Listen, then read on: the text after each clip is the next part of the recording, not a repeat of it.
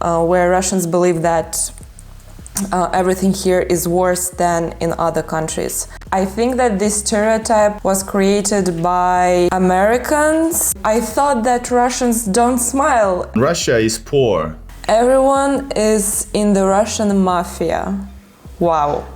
I was born in Soviet Union. I lived there until 7 years old. There are now many girls who would like to make their career, earn their money, earning more than men, how everything in Russia really is. So unrehearsed, untrained, unprepared.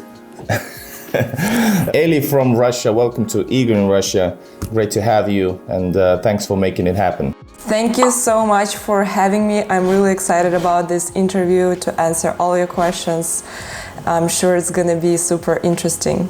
So in this video, we're gonna be talking about the Russian stereotypes. Are they true or not? I gathered from internet some most common stereotypes about Russia, and I gotta say that a lot of them were really funny, and it's hard for me to understand that are people actually thinking this way? But I guess so, because this list has been copied in different forms in different websites about Russian stereotypes.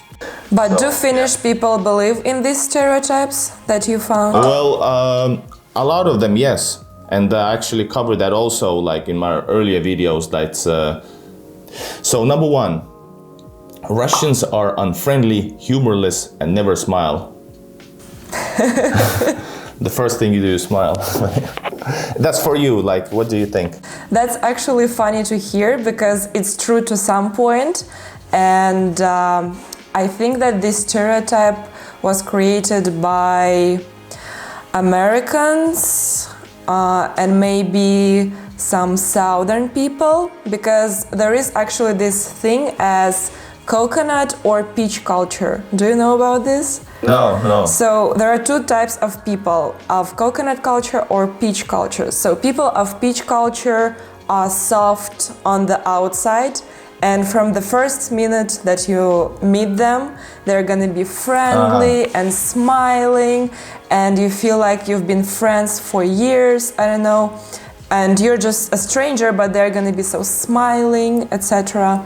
But on the inside, they're very hard, like a peach. So it would be difficult to become really good friends, best friends with them. They might be smiling when you just making these small talks, when you met them for the first time.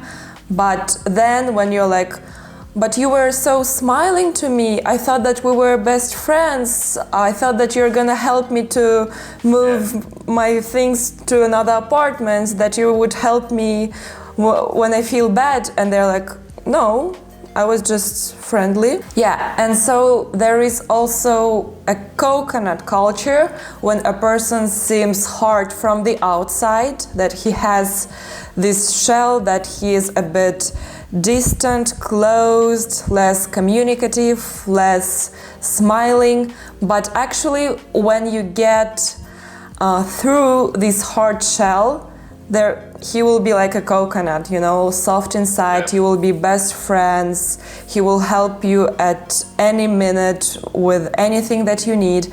And I think that Russians are more of a coconut culture, and we don't smile to strangers. You need to get through this shell, get to know the person a bit better. And when you do that, you will become best friends. Like Russians, I think that our culture is about being sincere. So if a Russian doesn't feel like smiling, he wouldn't do that. Yeah. And for Russians, for example, it's a cultural shock when we go to the US and someone in the shop is like, have a good day, hey, American how are you? smile. And we're like, what is going on? It's like, so it's There's just a different culture.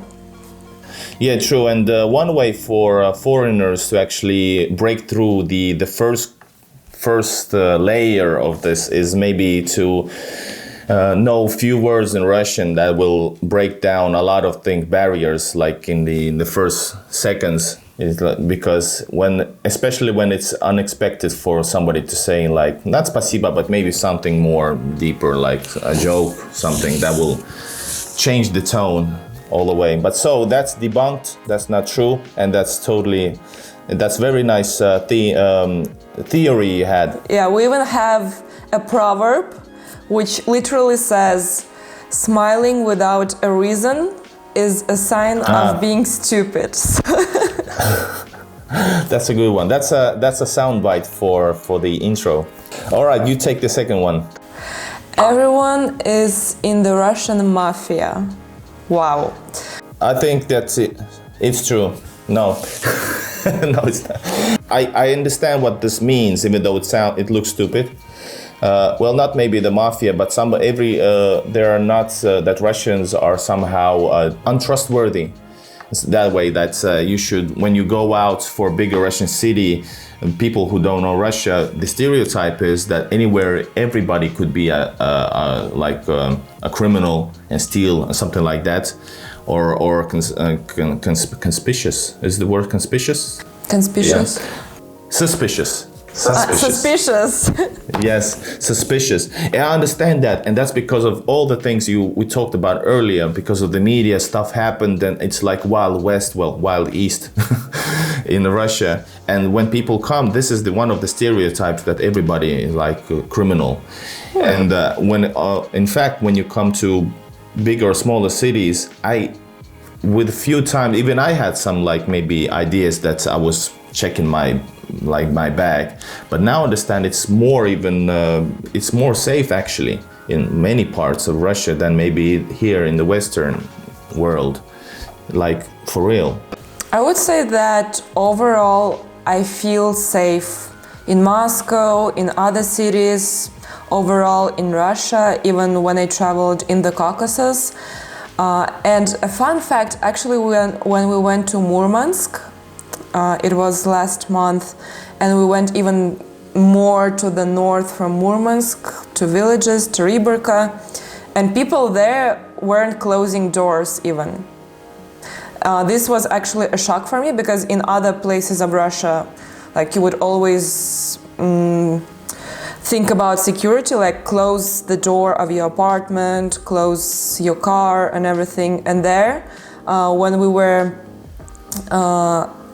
with my friends, hosts, guests at Airbnb apartment, and we said, where should we leave our keys? How should we give it to you? And she said, oh, just leave it in apartment. And we said, but how do we close the door? And they were like, oh, don't close it. Yeah. This one especially, I think, good question for you as a lady. Russian ladies are hopelessly domesticated. And this means a little bit like, I think, like Russian women becoming housewives, or is it like maybe that type of question? Or how do you understand that? I think that domesticated is a bit weird word, but I would agree that they're more traditional comparing to the Western countries. I even made a video where I asked different women and girls in the streets if they were feminists. Mm-hmm. I made that video in Moscow, and I expected that Moscow would be less conservative, less traditional place. But I was surprised that even in Moscow, the girls that were responding to my questions, they were super traditional. So when you go to other cities, smaller towns of Russia, maybe even villages, they are gonna be even more traditional than in Moscow. So I would say that mostly I agree. I do agree with this statement that Russian women are more traditional, even though there are now many girls who would like to make their career, who would like to earn their money, to be earning more than men, or not less than their husband, to be super equal. But still, there are these traditional values where many girls, they still think that a man should be stronger, should earn more, should be the strong shoulder who you can rely on, that he should be the support of the family, that overall he should be stronger. And I asked these girls when I made this video if they were feminists, and most of them, they said no. But I think it's because feminism in Russia is considered like this phenomenon is a bit distorted, you know. It's connected here to men hatred. Yeah, to being it's a like, very old view, I think, because it started in Europe, and I think Russia very often is a little bit lagging behind in some like phenomenons. Yes, So that's probably why. Europeans had also. It's yes, an old vision, and like, feminism is about being equal, right? Not identical. But what we see, like how Russians see it, is that in many Western countries, girls are equal already, but they want to become identical. And they start to hate men, or there are, for example, many girls that don't look after their appearance. They say, why should we do this? Yeah. So that's why feminism in Russia has a bit negative like notion. Yeah. That's why many girls are reluctant to call themselves feminists, even though they believe that they should be equal, have the rights to education, to work, to make career, but still they believe that they do not want to be identical. They still want to be girls, they want a strong man. So I would say that's how it is in Russia. Quick one. All Russians have USSR nostalgia. That's not true, because I know many people who lived in the USSR and they hate those times. I would say people who like free stuff, and you know, there was everything from the government during the USSR, but you always had to stand in lines, to wait for food, to wait for clothes, to wait for apartment. The government would give it to you for free, but people who like to achieve everything by themselves, they don't like the system to stop you. They tell me that they really don't want to go back to those times. So I wouldn't say that there are many people who have this nostalgia. I was born in Soviet Union. I lived there until 7 years old, and I think it's a little bit, not that there's no right or wrong. You can have nostalgia and it's okay. But if, for example, just wondering, because I am one of those who have this nostalgia, and maybe it's been romanticized by some like pop culture and Russian pop culture somehow. Do you have this nostalgia because the life was better? Like, why? Not life. Probably it's something to do with like being proud with your heritage, that type of thing, like strong country, a true superpower. Back then, achievements, you know, all this basic stuff. First man on the in the cosmos, and that type of stuff. Maybe it's like a spiritual thing, because life probably wasn't better. What else would have been like? Still remember that having an orange is like a huge New Year thing. Like, yes, it's a new year, I can have oranges. You know, this you probably also can relate. Oh no, did you have this? No, you did. I wasn't born in the Soviet Union, so I can't really tell. Sorry, but I'm not gonna ask when. But yeah, I was born after 1993. Thanks a lot. That made me feel very, very old. No, I mean, I can understand. People probably had this sense of a superpower. But then when the Soviet Union collapsed, there wasn't a superpower and there wasn't strong separate countries yet, so probably they missed that sense. Yeah. Russians are extremely superstitious, which I think that it's true, especially if we talk about older generations. I grew up with my mom and dad telling me every day that I shouldn't do something, and when I asked why, they would say, just because, you know. For example, there were rules at my house that you cannot put keys, empty bottles or gloves on the table because you won't have money, for example. Russians still have this superstition that you cannot whistle inside of any building because you will be poor for your whole life. That Black cat is traditional, running across the that streets. you cannot sit on the corner of a table because you're not gonna get married for the next 7 years or maybe forever. Or when I was drinking tea and I left my spoon in the tea because I was mixing with honey or something, sugar, and I was drinking, and she said, "Why do you drink with your spoon? You will never get married." I was like, how is this connected? We actually have many of these superstitions. Or when I wanted to give my mom money in the evening, and she was like, "Oh, you don't do money stuff in the evening."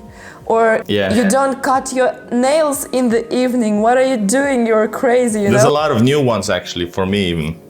I have the traditional ones like whistling, coming from my parents also, crossing the streets and with if there's a black cat, mixed with the orthodoxy that you can reverse them with crossing making the cross sign. Funny that they reverse each other, you know, as a... I would say that younger generations are much less superstitious. Still, because we grew up with our parents, and you hear this for your whole life, you know, that if you drink tea like this, you will never get married. And logically, you don't believe in it. But then you're like, oh, I will do this, you know. The worst one I still have is if there's if you walk in with let's say a wife or a friend or a family member, and there's a pole, and you have to cross it, or the what's the hatch? Yeah, if there's a hatch to the sewers. You shouldn't walk over it. Yes, and also if you're walking with your friend or your loved person, you always have to be together, passing. But if there was an obstacle and two of you went through it, when you pass it, you have to say hi for 100 years, something like this. Okay. So that you don't quarrel. Nice. So it's true, Russia is very superstitious, sort of, even though the young generation is much less superstitious. Yes. This is. I see it even with my friends of my age. We have this superstition that if you forgot something at your house and you left your house and you come back for that thing, that you have to look in the mirror and make funny faces or show your tongue, and even young people still do that. Wow, that's a new one for me. I don't want to learn that. This one is much more, darker. Russia has a massive problem with the corruption. I think definitely yes. It's statistically one of the most corrupted, if we're talking about the administrations, but I would go back a little bit because Russian, it's part of the culture, kind of unfortunately, but there's a tradition to give a teacher some flowers, for example, if in any school, right? Or for your doctor to bring, correct me if I'm wrong, if it's too much Soviet era thing, but if you go to a good doctor, you want to thank him, not with with his or her salary, but bringing something else, like a good fish, good bottle of wine. And these are, in my view, as a, semi-Westerner nowadays, I think it's these are the signs of, it's called corruption in this world. If you go to a doctor and give him something for his services, which is not more than his salary. And this continues on much more. It maybe started in Soviet Union times, but it's still a problem Like why, when Russia was building the Olympian village, like hundreds of billions were lost. It's a normal thing. It's a joke basically, but everybody knows it, and it's not treated like a huge corruption. Here they would have like huge news lines about it because it's so rare, or it's different. What do you think? I'm now like really surprised to hear that giving flowers to a teacher or something to a doctor is considered corruption, because in Russia it's more like a tradition that on September the 1st you always give flowers to your teacher, and like I've never thought about it as corruption actually. Or for a doctor. What about other times when it's not the first starting school year starts, or what about other times when just I don't know? We only do it on September the 1st because like it's a tradition when you come to school, and the first day of school is always September the 1st, and we bring flowers, and maybe only for a birthday the whole class of students would usually like take money to give the teacher something for a birthday, but otherwise we actually don't give flowers if it's not September the 1st or the birthday of a teacher. And for a doctor, I know this thing as well, but yeah, I never thought about it as corruption. I think it's just nice. Like I know that, for example, some moms come to a doctor with their children, and when they went through all the disease and everything, they like to show their gratitude because they know that doctors don't have a big salary in Russia. Yeah. And they like to be even more grateful, you know. But overall, talking about corruption, I can't say much because you really need to be into politics, into economy, and I'm not an expert, even though I know that there is huge corruption in Russia, especially, for example, if we take Dagestan or Caucasus. I would say in that region it's especially high, the corruption, and even when I go there it's a bit unusual for me because everything there is made through connections. I will give you this, you will give me that. And people hiring, by the way, is there corruption in people hirings? Yes, and in Russia overall? In the Caucasus, it's even, I would say, almost official. Like it's a way of their life there, which is even unusual for the rest of Russia. When I went there, I was shocked about some moments there. But recently, actually, I'm getting so many comments on my YouTube channel from people from like the US or European countries where they say, why do Russian people complain about corruption? And they don't even know that it's higher in our countries, but I don't know where the truth is. And actually, I think that you can't really find these statistics, like the real statistics, you know, how do you find this? If we take the Caucasus, it's impossible to count all these. If the corruption is good, you won't find any signs. Yeah. How about this one? Russia is poor. Let's have a couple of more. Russian is poor. That's one prejudice people have. Well, it depends on the region. It depends on the city. For example, I believe Moscow to be as developed as many metropolis all over the world, you know, the best ones.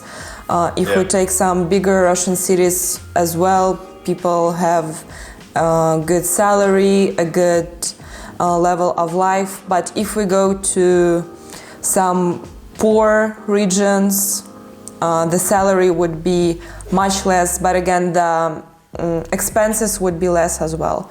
I actually made a video about it as well when I asked people in Moscow, in Perm, which is a smaller town, and in Dagestan, the poorest region, about people's salaries, how much they spent on life.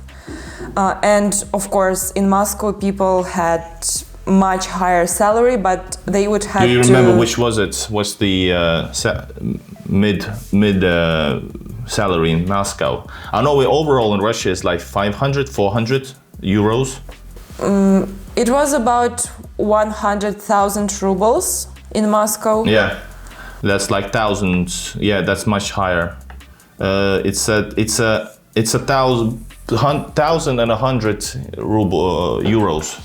In other cities, it was about 30,000.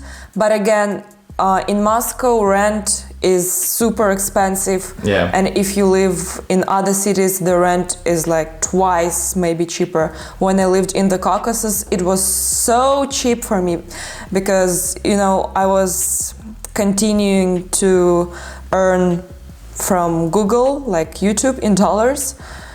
And life there was like so cheap. You can rent an apartment there for 20,000 rubles per month, and it's gonna be a good apartment in a good place in the city. So yeah, it depends actually. And even when I was asking Dagestani, and they're the poorest in Russia, I was asking them what they think about their salary. Some of them would say that, yes, I have a small salary, that's a problem. But I was surprised that most of them, they didn't consider themselves poor. Yeah. That was a surprise to me. One quick one, and then we can have a last question and summarize. This one stereotype is that Russian grocery stores are almost empty, and I have my own series about it on YouTube. I actually try to find finished products in St. Petersburg grocery stores, and actually people wrote me like, "Oh my God, it's weird. I thought they're empty." So this means the image from the 90s. So obvious answer is no, they are not. There's a lot of food. There's a lot of local products because of the different political tensions. There's more Russian products now because there's like, not blockades, what's the word for it? So there's more Russian products and producers, and they're packed. And of course, the stuff comes from all around the world still, like Southern America, Caucasus, China, everywhere. I was actually like really surprised to see this, because this is probably true about the Soviet Union. Again, when people were standing in lines for many hours to get some, as you said, orange, and they were like, wow, today it's a big day, we have oranges in our house, etc. But now, of course not. You can find products from all over the world, any food you want to get. You want to find also restaurants with foods of any country. Same about clothes or other things. Of course, this point about stores being empty is relatable only to the Soviet Union. This is interesting. There's one stereotype that Russians smoke a lot. Is it true, or why? Actually, I haven't noticed this stereotype, like that it's true. I wouldn't say that there are so many people smoking, plus there are so many places where it's restricted to smoke. For me, for example, it was a shock when I lived in Italy and people were smoking at the bus stops, in some places where I didn't expect people to smoke. So I don't know like the statistics of how many Russians smoke, etc. But I would say that generally there are so many places where you cannot smoke, so I don't notice many people smoking. For me it was a shock that so many people smoke in Italy, especially girls, I don't see much girls smoking in Russia. In the Caucasus, for example, it's prohibited for girls to smoke. Compared to because the trip from here to St. Petersburg is like so quick, you can see the difference. It's been more and more regulated, just like in the European countries. The taxation is going up on the cigarettes, and all of these measures are good to countermeasure the smoking. But I think it is much more common, for example, to smoke in Petersburg. I think a lot of, I don't know whole region, you know about Russia more than I, but St. Petersburg, people smoke a lot, like just like in the old days here as well. But now it's not popular anymore to smoke, and not even in Russia that much, but still it's a habit. Like young people, they just smoke, and older guys just like that. And girls smoke more, in my view, than here. It's gonna go down, like for sure. All the taxation and these counter like marketing against it, it's good. But our time is almost up, and there's too many of the stereotypes. But I think we've gone through some of them. So Eli from Russia, thanks a lot for joining. It's been a great experience to actually talk to you and have these stereotypes breaking down, and actually to hear more about the person behind the YouTube channel, behind the stories, and behind the huge exploration of Russia, which is awesome. And I hope that you have a great, awesome experience in the upcoming videos. Thank you so much, Igor, for having me. That was a really interesting conversation, and as I know that there are so many stereotypes about Russia abroad, it's really interesting to discuss them and to tell how everything here really is. And sometimes it's funny to hear these stereotypes, but what we've discussed, some of them were true for some point, because stereotypes don't just appear from nothing, so there is something true about them, but some of them are outdated, some of them are not fully true. So I hope that we were able to clear out for other people how everything in Russia really is. True. So good luck with that. And if you're new to Eli from Russia, you can subscribe to her channel, the link down below. And of course, sign up for my channel as well, Igor in Russia. Hopefully we'll do maybe a collaboration video in St. Petersburg, maybe Finland, Russian Finland.